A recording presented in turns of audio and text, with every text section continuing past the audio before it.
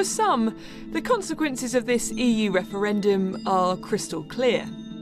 For the rest of us, it's difficult to see the future after June the 23rd, hard to predict. Of course, the politicians claim to know our fortunes. This cannot be described as anything other than risk, uncertainty and a leap in the dark. We have clearly elevated Brexit as one of the serious downside risks on the horizon of global growth. And I firmly believe that leaving the EU would leave our country less secure. This lot vote leave, call it Project Fear. They say the other side is trying to scare people into thinking that leaving the EU is too risky. Instead, they say the uncertainty is staying in.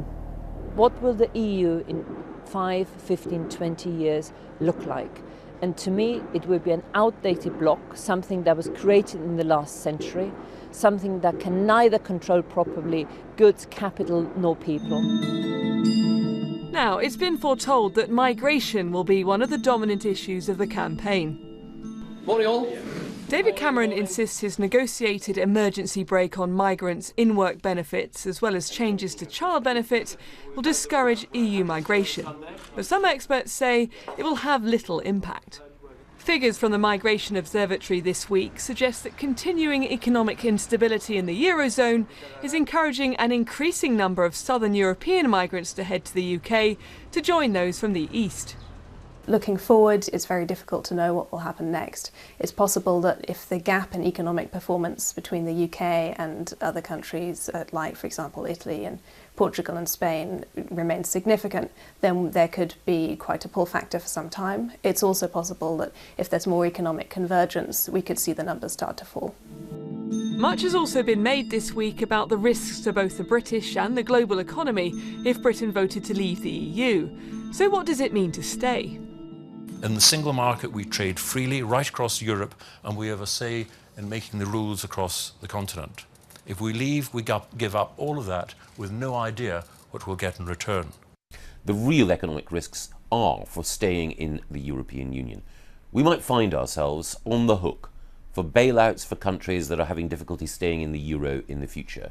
We might find that our rebate comes under assault in the future. We might find that the amount of money overall that we have to give the European Union goes up and up and up. A few weeks ago, the governor of the Bank of England said leaving the EU was the biggest domestic risk to financial stability. But he also admitted membership of the European Union brings risks as well. And the principal risks, I should say, because there are more than one, are associated with the unfinished business of European Monetary Union. On the issue of whether our laws are made in Westminster or Brussels, for those wanting to leave the EU, a vote to remain would mean handing over yet more power. Fewer and fewer things over which we have the authority to make decisions, that fewer and fewer of our decisions can be upheld in British courts and other courts will challenge it. And I also know that fewer and fewer decisions will be made on European Union level, which will be in British interests. And yet one former minister told me pooling some decision-making isn't always a bad thing.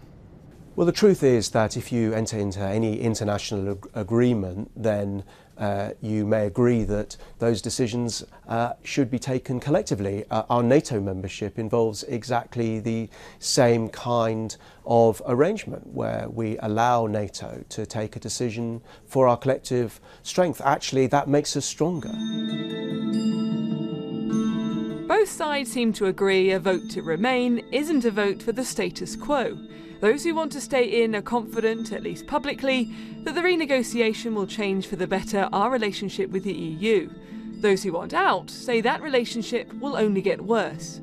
Quite how persuasive those two visions are, I predict we'll find out on June the 24th.